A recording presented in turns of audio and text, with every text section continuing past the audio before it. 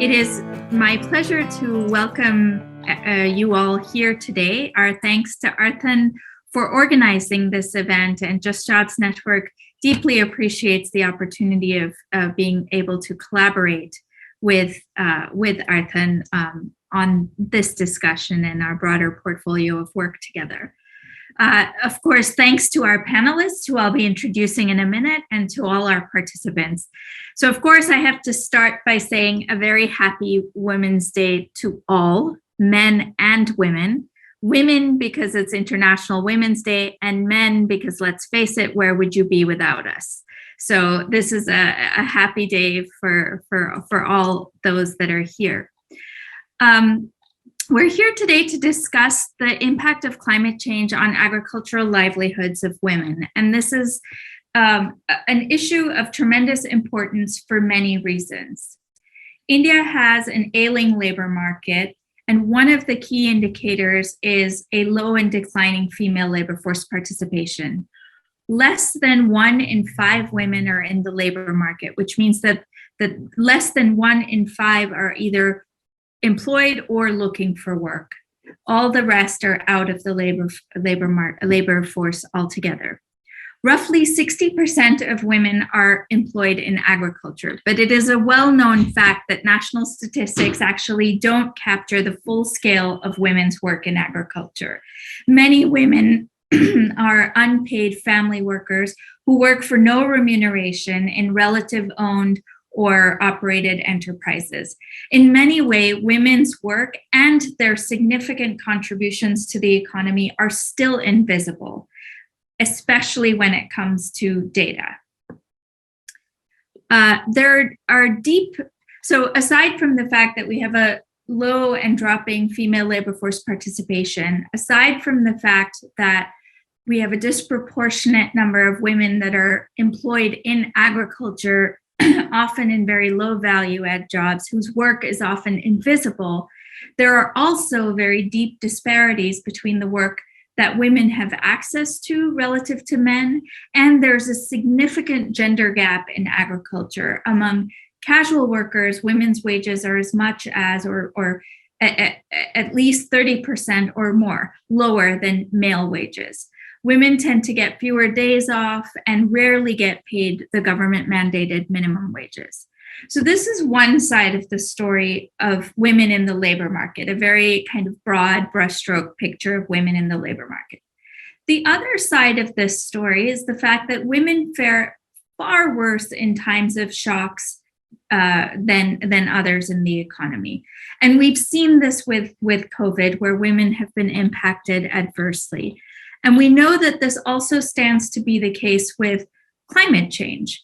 As this major crisis unfolds and is threatening to become worse, we know that the sector that stands to be worse affected by climate change is agriculture. And that, as I've already said, is where the largest share of women are employed.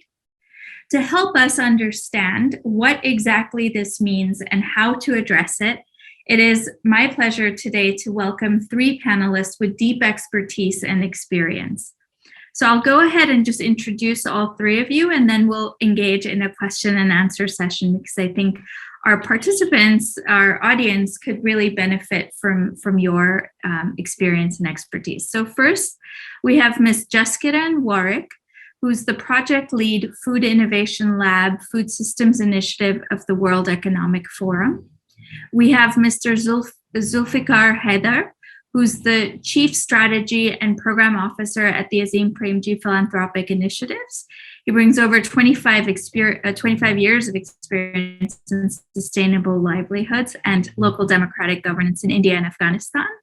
And we have Ms. Neeraja Kudurmoti. I'm sorry if I got that wrong. I hope that's okay, Neeraja.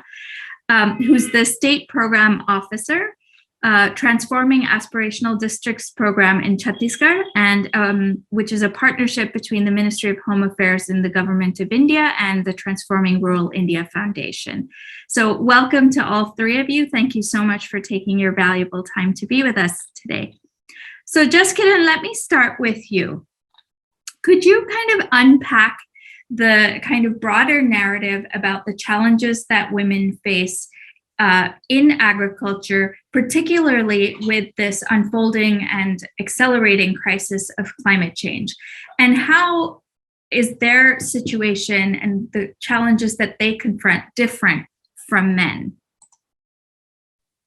Sure, Sabina. Thank you for having us. I will speak on behalf of the other panelists, of course, but it's great to be able to celebrate Women's Day by sort of furthering the dialogue on gender parity, justice, equality. So I'm really happy to be here. To answer your question, I think the challenges that are faced by women in the rural economy is somewhat remain the same, right? There's no land to their name, there is no livestock to their name. So that's a fundamental challenge that they have to keep dealing with. And of course, you've also mentioned a few about unpaid labor, invisible women when it comes to data. And in rural economies, it's just exacerbated by the fact that it's a rural economy. When it comes to climate change, I don't think enough is being done anyway. So you can imagine that when there's climate change patterns in agricultural economies, pests attack at different times, which means that resources are needed to be mobilized at times that earlier wasn't the case. So for women, getting access to finance, getting access to technology, which is not designed for them in the first place, or getting access to labor, etc., considering the gender roles that already exist where they have to do a disproportionate amount of work at home, it just becomes really challenging. So it would be incorrect to say that climate change is not affecting farming communities, but it is always going to be true that women are going to bear the brunt of any of the challenges that we see for climate change or any other policies, be it economic, social, simply by virtue of the fact that we play in an uneven sort of playground, right? So I think that's where I'll stop and maybe pass it on to get the conversation going. Thank you, Jessica. And a quick question. I was just interested because you mentioned that technology is not designed for women. And that's something I spend a lot of time working on, technological change and its impact on labor markets. And I was wondering what exactly you had in mind when you made that comment. What are you specifically referring to? So technology can be different things, innovations can be different things. And you know that agriculture in India has always been a very labor intensive process. So from my experience, working in cotton, I was shocked to find that even though the decision makers are not women, they are spending about 70 to 80% of the intercultural operations that are happening through women. So transplanting, which involves bending or, weeding, implements are just not designed for them for this labor intensive work. So that's one place that I think, I'm getting ahead of the conversation, but that's one place that we should be looking into, right? And if you look at it from the other angle, since women are not given access to educational opportunities, that means that access to technology like smartphones or using apps or using data technology, that's limited. And there's research to support this, right? That women are more likely to respond to IVR messages than go online and search for information. So there's just that challenge when it comes to technology, that it's just not created keeping women in mind. It's sort of gender, it's gender bias, let's say, towards men. It's interesting that you use the phrase gender bias because, as I said, I do a lot of work on technology, and we know that technology is skill biased, as you just said. And so then we've got the skill bias where women are often relegated to very low value add jobs where their labor is so cheap that it isn't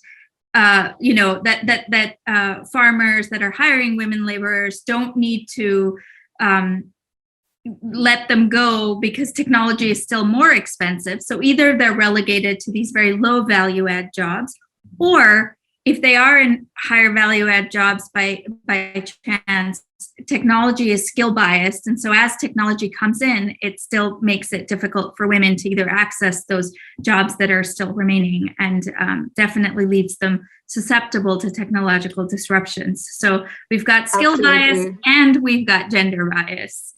Not a very optimistic start to the morning, but I hope that we can end on a more optimistic note down the line. Zulfi, if I could please turn to you to tell us, to add your perspective to this conversation in terms of what you see as the sort of marriage of the changes that of the situation in the labor market, coupled with now this unfolding challenge of climate change. And perhaps you could talk a little bit more about the Azim Premji Community Natural Farming Program in this context. Thank you, Sabina. I'll just build on something which has just been mentioned by Kiran. Just very specifically talking about the technology issue. As it was rightly pointed out as to how is technology being developed, like who is being kept in mind. In a lot of spaces, one would imagine that consumers should kind of, drive technological innovations and products that get formed. But is anybody talking to women as farmers, women as bearers of knowledge? And as was mentioned that, if 70%, 65% of work in the farm sector is often done by women, who's speaking to them? So there is a policy level issue. There's also, I wonder how commercial operators are looking at it. Maybe they don't see return from this market because they are often, when you're talking of small and marginal farmers, probably the poverty might limit their ability to, let's say, purchase certain technology tools and implements. But one could have a, enabling policy environment which facilitates that. How does research agenda get decided on in institutions? We have so many KVKs, agriculture universities. Are they speaking to farmers, and are they speaking to women farmers to say, what is it that you should do research on? There are countries, I remember 20 years ago when I was in the Netherlands, a large part of research agenda of agriculture institutions, they had made a law that it has to be done in partnership with farmers cooperatives. Farmers will say this is what requires researching. I think so there's some significant work that is required, to be done on that side. I'll talk a little bit more about saying, in what other ways, say the climate change is impacting lives of women. A lot has already been mentioned, but I'm going to see if cover it that a little bit. See, commercialization, I'm going to link it with other phenomena. It's not just climate change, but there are other things that is happening in society. So let's say the general emphasis on commercial agriculture, cash cropping, which one has seen as a trend across the board, aided and supported by a policy environment which provides subsidy for, say, fertilizers and indirect subsidies for, pesticides and weedicides. The decision of what you grow shifts within a family to more towards men who control cash incomes, who will have access to market. Now, this is very well known. There was, I'm forgetting the specific study and the author, but there is a famous study which was done, I believe, in Malawi in the 90s, where traditionally women used to have control over a part of the land to grow food crops. And they found that with the emergence of cash cropping in that area, even those traditional rights were taken away from them. I don't think that the situation has changed in the last 20 years. We will see such trends in various parts of the country. Responsibility of feeding the family, it rests on women. If you look at climate change and its impact on destructions of common, of forests, of natural resources, again, single cropping, monocropping, chemical intensive farming, the diversity of food, the diversity of wild food that was available, all that has shrunk, of course, creating impact on nutrition and health and so on and so forth. To give you the example, in the Mariakond community in Odisha, we have friends. There's an organization called Living Farm. So many of you would know about them. Their documentation suggested that close to 42 varieties of mushrooms were collected by people. I don't even know 42 varieties of mushrooms, right? If you go to, say, the Abujmad and Gadchiroli, you will find the communities traditionally will go take few hours to forage.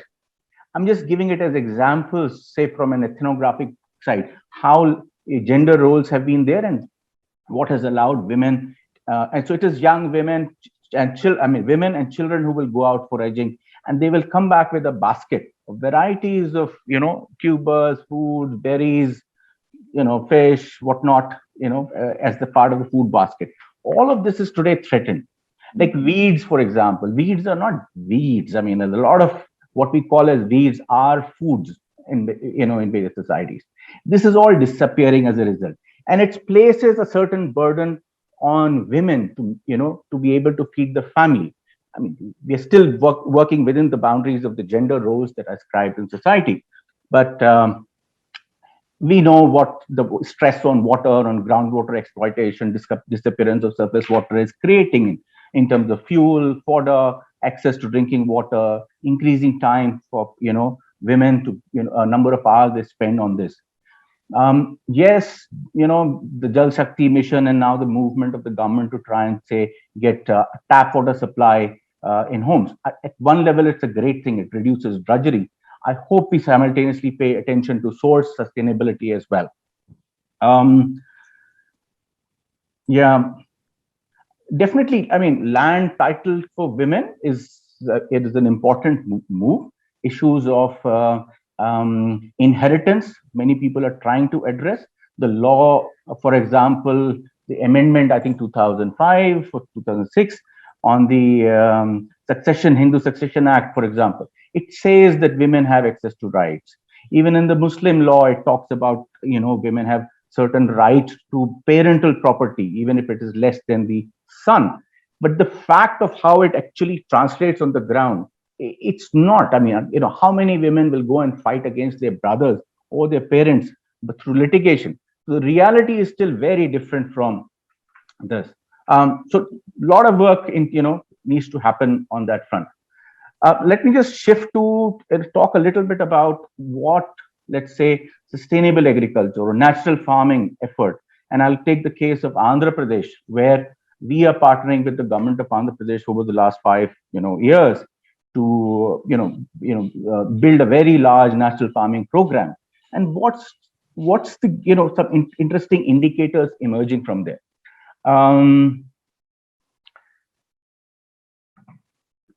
In the AP work, for example, builds on the SHG movement. So the primary, let's say, agents that the extension system of the government or the special program that is running there, it's women that they engage with. It is women as farmers that they are acknowledged. A very large number of the what called as community resource persons, these are expert farmers, are also women. So I believe the number is upwards of 50%. So these people actually travel to other villages, including sometimes in other districts, and offer extension services. The implicit knowledge of women is being made explicit. I mean, just as the previous speaker said, if 70% of farming roles are held by women, the nuanced understanding of what it involves, what are its challenges, are also held by women. But when your formal agriculture extension workers invisibilizes women and speaks only to men as farmers, imagine the loss that is happening. I mean, we don't first of all recognize our farmers, we call them gawar, illiterate and whatnot. The fact that they're actually knowledge bearers is completely being invisibilized. So that's something which is being changed in Andhra Pradesh in a very big way. And I think that's absolutely fascinating. There's a big focus on multiple cropping, mixed cropping. Like, for example, in Anantapur district and parts of Rayalaseema, they used to have a traditional system called Navdanya. And it basically meant 9 different kinds of seeds, broadcast and so on together. And it will have fodder crops, millets, things like horse gram, which is like highly drought resistant. Even if you have crop failure of 1 or 2, you'll still have some production in horse gram. That leads to food security at home. It also has fodder security built into it. Another fascinating thing that we are hearing today, and it's right now anecdotal, and we are involved in deep evaluation work, is a lot of farmers saying that their expenditure on health, their visits to hospitals and doctors is reducing. We would love to see how data attest to this, but if it is starting to happen, it has impact on the entire well-being of families. most of us know that in, let's say, rural India or among communities which are poorer, after food, health is the biggest expenditure, and it's like a kind of a leakage, which instead of people being able to invest in their education and other asset building, goes into expenditure on health. So if these things are also reducing, you have a very interesting impact. Are reducing, sorry, Zulfi, they're reducing because there's better assistance coming in, or they're reducing because families are holding back because they have to spend on they're just eating more nutritive food. Got it. So just quality of food, diversity of food, and it's building up. It's a very interesting thing we found when COVID hit.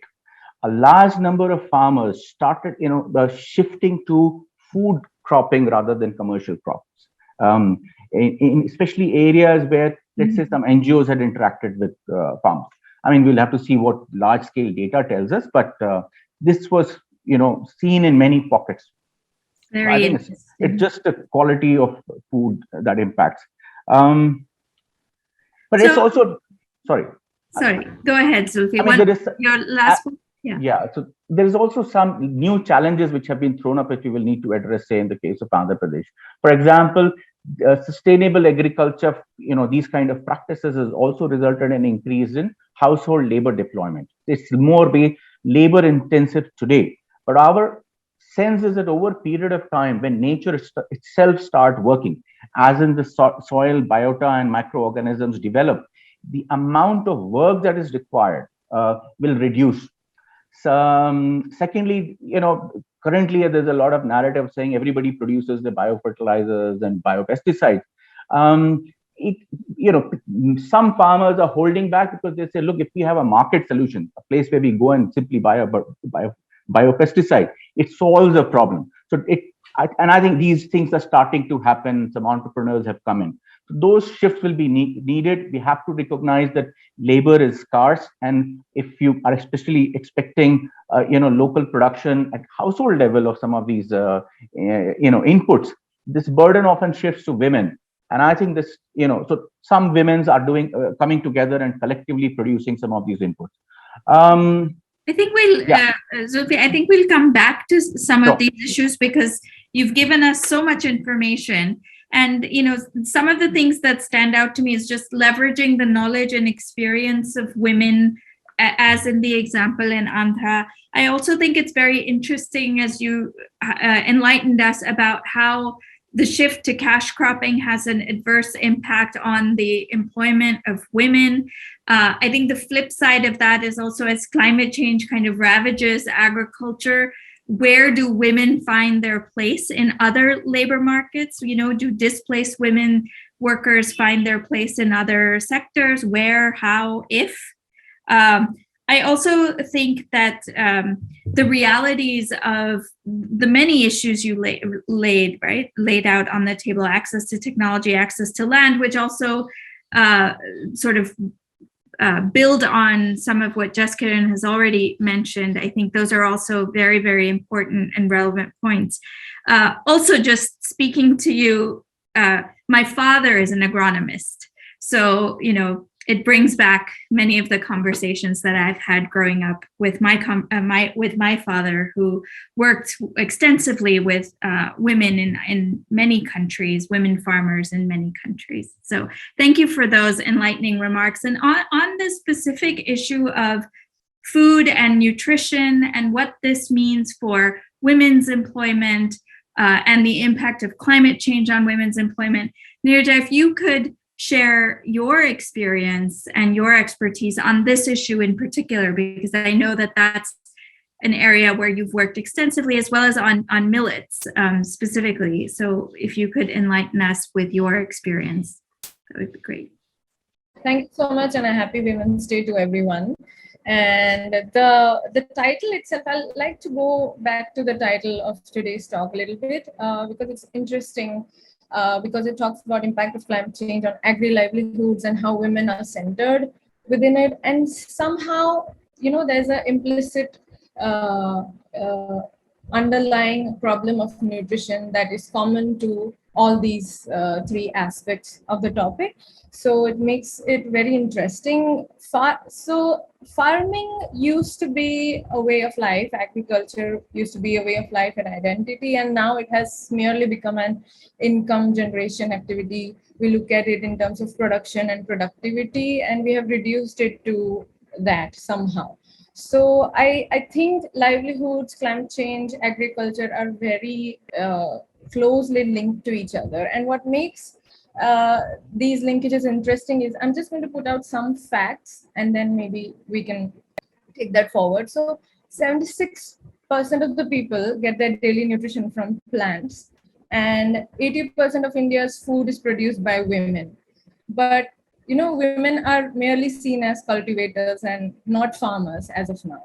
And still, 190 million people in India do not have access to food, and major chunk of them are women. So it makes this very complex and interesting and interdependent, and also for problem solvers to solve this very complicated.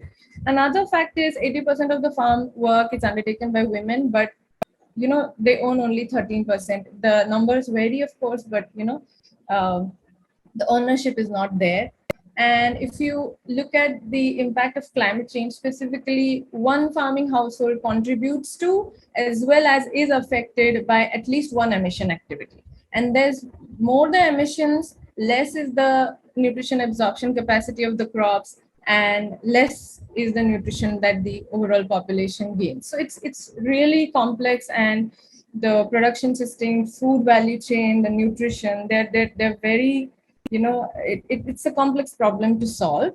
Although there have been attempts made in terms of climate smart agriculture, and there have been a lot of investments, and although there is willingness to invest, but people don't know where to invest, what to invest. That sort of network, that sort of platform is not there.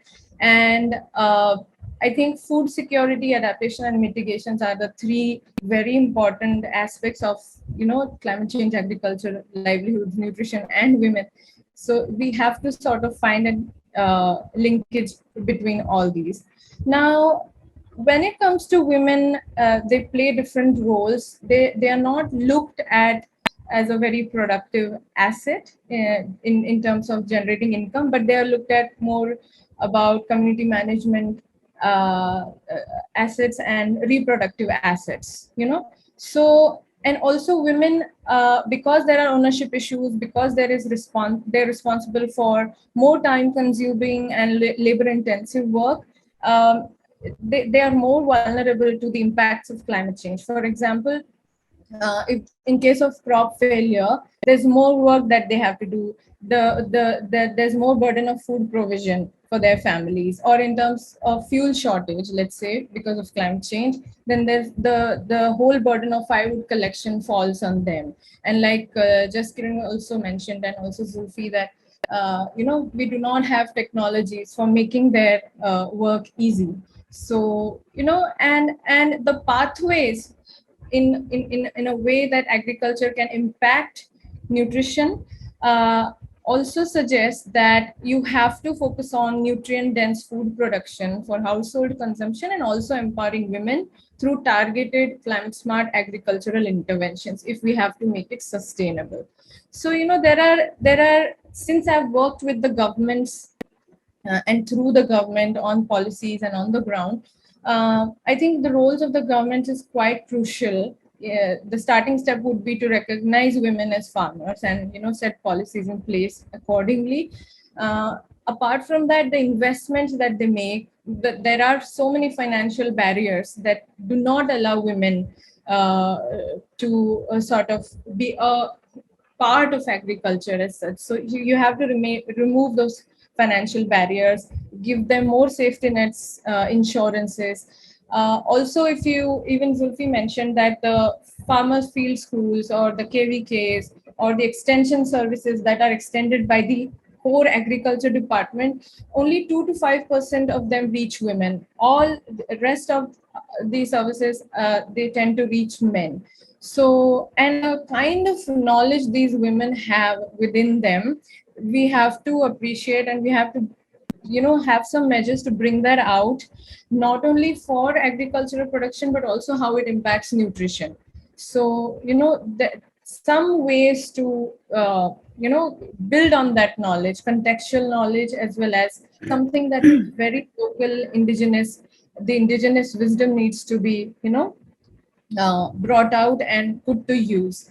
Yeah. And yeah, so yeah, thank you so much, Nirja. I think you've added a little bit more texture to some of the points that were brought up, and the idea of sort of understanding the full range of factors that limit women's effective participation in agriculture, the knock-on effects that has to nutrition and family well-being, leveraging their knowledge. I think all of these are critically important points. I wanted to come back to Jessica one more time to talk a little bit about what is being done.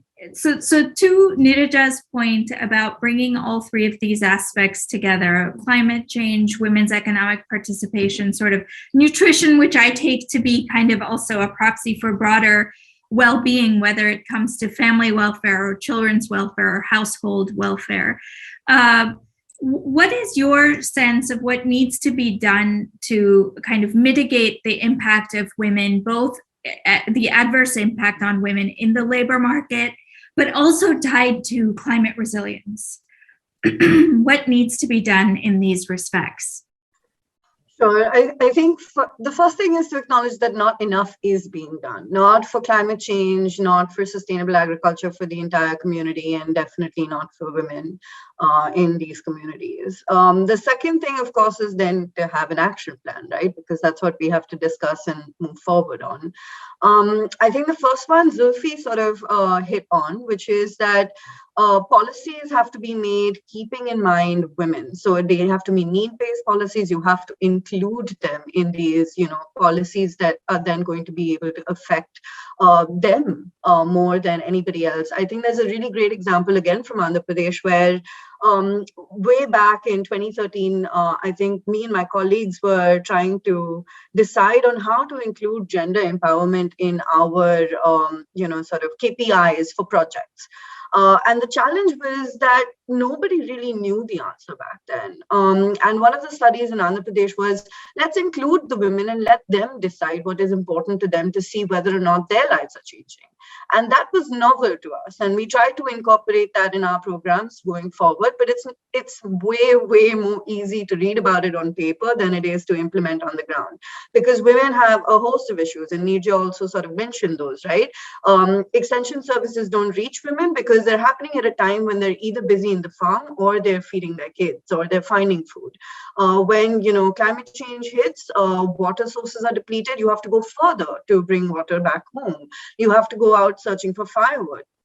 You have to take, the ownership of figuring out where food is going to come from. What Zulfi was talking about in Malawi, where, the land was sort of taken away from women once cash crops came into the system. The same happens with livestock. So when the poverty level declines for a household, the first thing to go is livestock. They sell livestock. And that means that women have to then search for other ways of providing nutrition for their families. And that becomes an important thing as well. How do you keep your families, healthy, and at the same time also make sure that economically it's viable for you to continue with, the work that you're doing, and just keeping your households intact. So some of the things that we can do in terms of policy are definitely there. The other piece that Zulfi mentioned was research. And I think that's a great one, because I think research is one place. And, you mentioned earlier, Sabina, about invisible women in data. Like there's just no data on women because we just don't think to ask them. So let's do that. Let's create research agendas that include women and include research on women, including, what are the kind of tools and implements you need? What is going to lessen the burden for you? What is important to you when it comes to, prioritization of the different things in decision making? The other part is investment. And this is a bit trickier because a lot of times, and I work in the development sector as all of you do, you find that funders and donors, well, early on, they used to really want to put the gender empowerment piece in your programs. And the challenge with that is then you have to make an entire program that I won't say it's disingenuous, right? You're not doing it from that point of view because all the stuff that Zulfi was saying, there's just so much happening in that sector that it's very easy to sideline women, and then to insert them into the conversation makes no sense. So you have to design from a gender lens, and that requires way more investment than, a simple project where you're training farmers to learn about a package of practice for sustainability. So that investment needs to come with the caveat that, yes, this is going to be used to design for women. It's going to be more expensive because this is stuff that hasn't been the focus for a very long time. So we have to start from the bottom. And also it's going to take a little bit longer to see results because you're changing mindsets as well, right? The social mindsets that exist about women and what Neerja was talking about in terms of reproductive management, community management. It's so strange to hear these things now when we're sitting here in such a privileged, Zoom room talking about it. But on the ground, this is still very much a reality. So that's definitely one more piece, the investment. And the last one is, let's not think that just, sort of these investments or trainings are going to change the way that women interact with agriculture, because you have to create the pathways or the ecosystem in which they have decision-making powers. They have that personal confidence to go out and make these decisions and then are able to execute on behalf of what is good for their families. So all of these pieces need to come together and work together. It can't be in silos, it can't be isolated. And I think that's what needs to be done, which is not to say there's work not already ongoing, but we really need to ramp up and accelerate both on the gender piece as well as the climate change piece. Thank you, Jessica. And Zulfi, I wanted to come back to you to pick up on points that both Neerja and Jessica have made. I mean, both spoke about as we started with the invisibility of women in data and research and formulating a research agenda that speaks specifically to the needs of women in agriculture and the impact of climate change on their livelihoods, not as an ancillary part inserted into research agendas, but kind of centering on that. We've heard a lot about the importance of women's voices and experience and expertise being brought into actual policy formulation itself, and leveraging that expertise. And then a third issue of women actually being able to access government assistance, government programs, the impact that those have on their outputs and their ability to be active participants in the labor market, but also sort of claim their share of value in agriculture. And this extends everything from the impact of policies on land and livestock, technology, et cetera, right? So there's kind of these different dimensions to the same issue, which ultimately culminates in less gender parity, but it's not just about gender parity. It's also just the impact on women, and doesn't always have to be in a relative context to men, right? So just to let you kind of shed some more light based on your experience on how do we take all of these issues and bring them together into something that is a concrete step forward? What are the 3-4 things that need to happen in order to specifically address the issue of women in agriculture, improving their outcomes, economic outcomes, which then have a bearing on their social outcomes, or vice versa, improving social outcomes that have a bearing on their economic outcomes? And then this effect of sort of with this looming crisis of climate change kind of hanging over this situation. It's a big question. Yeah, it's a big question. I have to see what pieces of it and how I answer. I'm going to, probably talk about few pieces that may be disjointed, but in some ways are connected to the question that you were asking. And since a lot has been said of number of things, policy, technology, I'm going to look at a few slightly different things. Um, there is feminization of agriculture happening in parts of India. I mean, if you look at the fact is there is a huge amount of hidden unemployment in agriculture and the rural economy. When we, recently, in fact, it was Jazim Premji University which published this result, which I think created a lot of,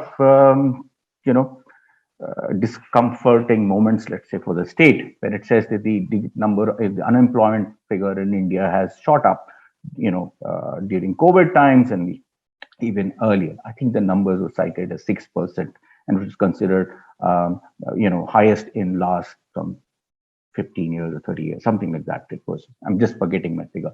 The truth is that the real figure is much, much worse.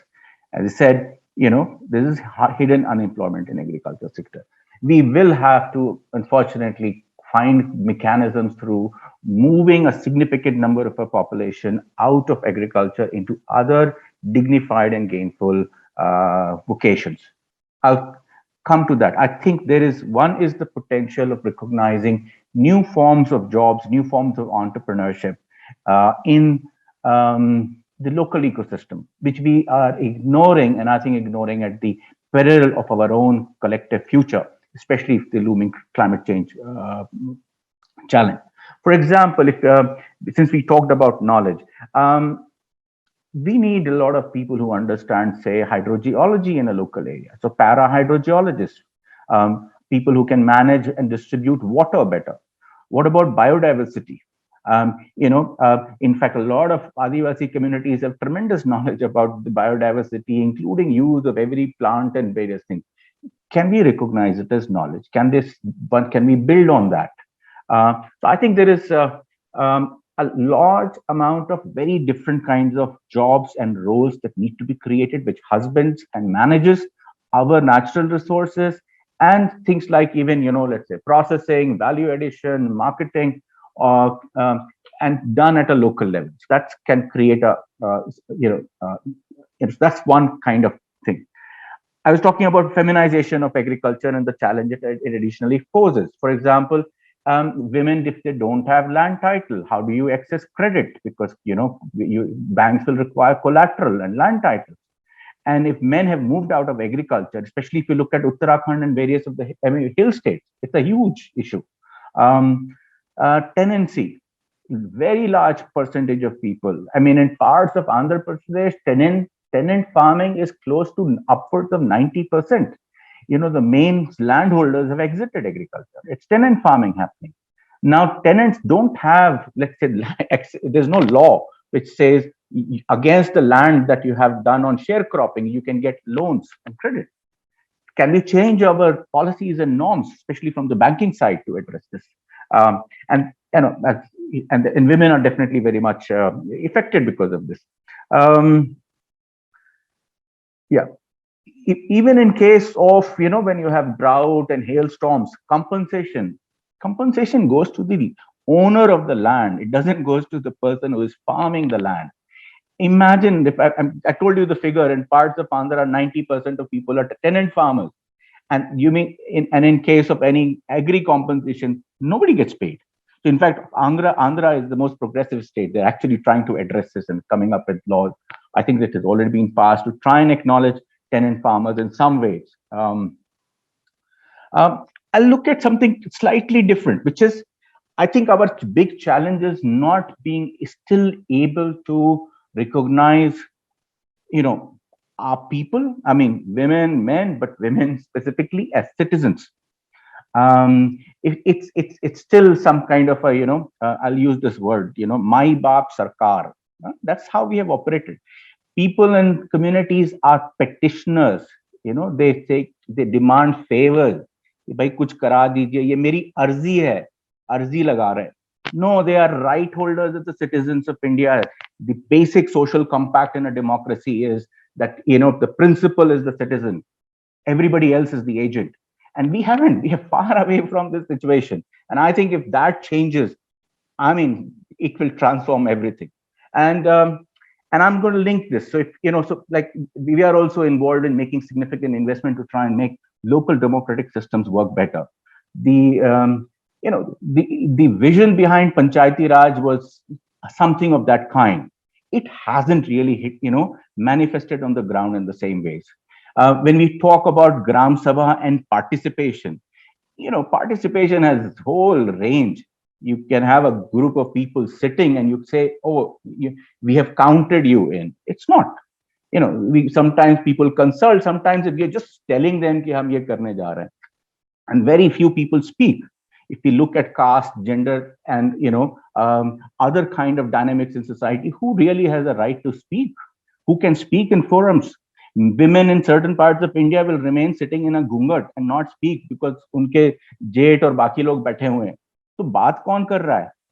So I think that's we really need to address our governance system, real participation and voice of women, and especially women from marginalized communities. We have to look at multiple marginalization. A Dalit woman faces a very different situation than somebody else. So how do we, bring that in? And I think a serious, deepening of democracy effort is required. Slightly, different, but something which impacts, this whole thing. Basic public systems in terms of public health, public education, it's very broken. There, many of us know this. There are parts of India where, because of the broken nature of public health, a lot of people go to mainly private sector practitioners, and some of them are not really very qualified people, and significant money is being invested. This is, this is part of a social security, a cushion that you create in society for people who are marginalized, so that they can kind of draw upon it. I think that's, one big part. I'm going to make another point which is very different. I think, over the last few decades, neoliberalism, the more nuclearization of family that is taking place, and the cohesiveness and the community, systems that existed for mutuality and mutual support are fairly destroyed, broken. And we are now further in the space, through identity politics, destroying the social fabric of our society. More divisions, accentuated notions of singular identities are being harped upon. And let me give you a case. Again, I go back to Gadchiroli and the Abujman area. The communities there have a wonderful system.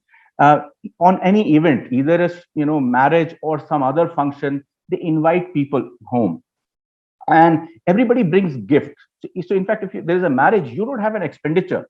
Somebody will bring a goat, somebody will bring a bag of rice, various gifts. They have this thing called sulfi, which is, the nectar from a particular palm tree, the fishtail palm, which is highly valuable there. So people bring things, and actually the family will have food and everything for next 7-8 months as a result. And poor families, if they don't, I don't have anybody to, sort of marry, what will I do? So you just announce an event. You say, I am having a gathering, and people will bring. And people also bring based on what they gauge is the need of that family. They say, this is a poor family, let's bring more. These systems have, endured in many of these places. They are broken everywhere else.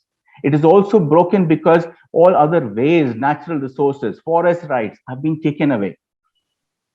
So I think to say that market mechanisms will result, will create its own sort, it hasn't happened. We know new institutional economics and all tells us institutions are created. I hope we don't lose our institutions that exist. And if we have to build new ones, we need to act and actually create them, which solves for these challenges and the challenges we're going to face in the future. I'll stop. Thank you so much, Zulfi. I think that is a very important message that's rooted in the very broad realities. I mean, the topic here is agriculture and climate change, but you've also laid out for us what I think is a really fundamental part, is that, women's contributions, women's work does not operate in a vacuum, as some economists like to think, right? That we can clearly delineate the factors, and if we control X, Y, Z, we can lead to better outcomes. Where in reality, these are often sociological, anthropological, economic, factors that come together and really the confluence of various factors that affects these kinds of outcomes. So with that, Neeraja, we're a little short on time, but I'd love to kind of give you an opportunity to pick up on some of what you've heard and sort of give us your final, few thoughts. I mean, take your time. We're not, since you're one of our last speakers for today, you have time, but tell us sort of what you are thinking in terms of the wide range of things that we've heard, and in terms of the very concrete suggestions that can instigate change for women in agriculture, for women in the face of this looming crisis of climate change. Yeah, so like I said earlier also, that this is so complex and so intricate, so there can't be pointed solutions, or there's not going to be one agency who's going to be able to do it. But and also the linkages between agriculture, climate, nutrition, women, they're not linear, they're very complicated. It's a combination of not only production systems, but also the nutritional choices that they have to make. And they're dependent on accessibility, affordability, and availability at the same time. So also it's interesting to note that nutritious diets do not necessarily mean they're healthy for the planet, because we've seen that organic farming, they have, although better nutritional outcomes, but at times they also result in higher emissions. So it's really complex, and more emissions means less crop nutrition absorption. And so all in all, I think the major pathways to achieve sustainable agriculture and agriculture for nutrition is to improve the accessibility, availability, affordability. And we can do that through increasing the production of nutritious crops, and not only production, but also consumption, and developing the entire value chain for nutrition and value chain for women at the same time. So also diversity, you need crop diversification, you need sustainable agricultural practices that are centered around women and nutrition. And we should also focus, especially in the tribal, for the tribal areas and population, the homestead food production. And we can also look at fortification practices, or promoting fortification, because we've seen that especially the NFHS 4 survey gives us a very, very grim picture in terms of nutrition. In fact, for Chhattisgarh, it's very, very bad. Overall, it's more than half of the women are anemic.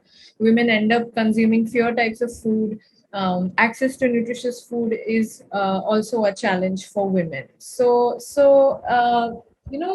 while working in Chhattisgarh on this, we've tried to revive the traditional farming system, and we started with millets. And millets are not only planet friendly, they are not only healthy, but they're also friendly towards women, because there is a lot of inherent drudgery reduction when it comes to millets. Although post-harvest drudgery still is there, but we've tried to promote decentralized processing in the state. So the drudgery and the workload on women gets reduced. So these are some final thoughts that I have. Great. Thank you, Neeraja. Quickly, we received a question in our chat about how is organic farming not good for the environment? And, another comment that's, okay, I'll let you respond to that first. Yeah, I'm not saying it's not good for the environment. It just results in higher emissions. So we of course we need to make a lot of investments and research in this area, but there is evidence that they do have higher GHG emissions. So it's complex. It's not that simple. Although it's nutritious, but there is evidence that there is higher emissions using organic farming. Yeah. And also Zulfi just wanted to point out, if I may, Zulfi, that just the idea that without that this myth that without chemical agriculture we cannot produce enough food is actually a myth, and that actually non-chemical agriculture is more labor intensive, and which is not, from my perspective, a bad thing. Did I characterize your comment correctly? Yeah, correct. I mean, some of these are just notions that are out there. The data and evidence is fairly clear today that it's not the case. Yes, as I was describing earlier, it is labor intensive, and some ways it absorbs the labor as well. But over a period of time, it may not necessarily remains the same. Remains so. Jaskiran, a last word from you, if you have something to add. Sure. So I worked in organic farming for a very long time, and I think there's a way of looking at it. So, when you're looking at the challenges with organic farming are such that we are producing at this point in time a lot of food, right? And there's about 40% of it that goes to waste because of our public distribution system. It has nothing to do with the way that we're conducting agriculture. I agree with Zulfi. I think the chemical agriculture part, it's absorbing labor. It's a return to traditional values, because I think that is something that we should really look into. It's not just about new innovations and new technology. It's also about going back. So what Zulfi was talking about in Malawi, with women having access to part of the farm where they could grow food crops for their families. Great idea. Why did we stop doing that? Because food crops and cash crops interchange, right? So a lot of the knowledge that we have, we need to respect that it's come from, ages and ages ago, and we need to revive that. But we also now need to use the new technologies, innovations that are at our doorstep, and ensure that they're being used wisely in a way that is reducing drudgery for women, accelerating them in socioeconomic sort of pathways, and in ways that were not possible before. So the conversation remains about women, agriculture, climate change, and I think we need to be doing a lot more. So I'm glad that we could start with this conversation today, and I hope that we continue it. Thank you so much, Jaskiran. And on that note, I'd like to thank all of our panelists. Zulfi, your last point was that sustainable agriculture has huge carbon sequestration potential. So I'll just end on that note. And I think, as you rightly said, Jaskiran, this is a beginning of a very large and complicated conversation. We've gone in several different directions, but I hope that this has given our participants some food for thought. And clearly we need research agendas, policy agendas, more conversations, and thoughtful experts like yourself that can continue to push forward to improve outcomes for women, and particularly against when they're faced with these deleterious effects of climate change and other major transformations that are taking place. So again, a very happy International Women's Day to all. Thank you all for being here, and it's been a pleasure to have this conversation with you. We look forward to future engagements. Thank you.